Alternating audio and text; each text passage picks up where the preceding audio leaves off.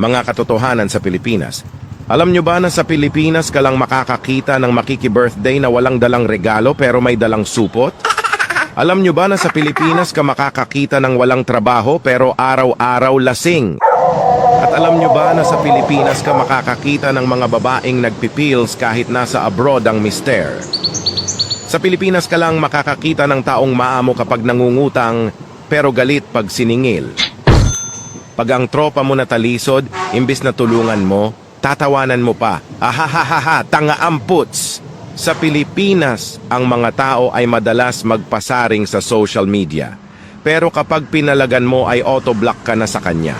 Sa Pilipinas, ang magkakamag-anak at magkakaibigan ay nag-aaway-away at nagtatakwilan dahil sa ipinaglalaban na kandidato.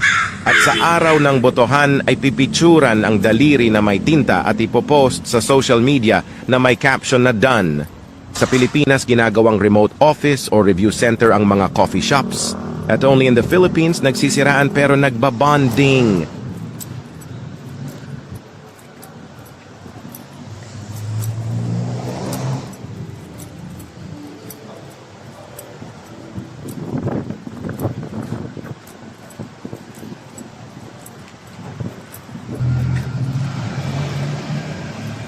Meron.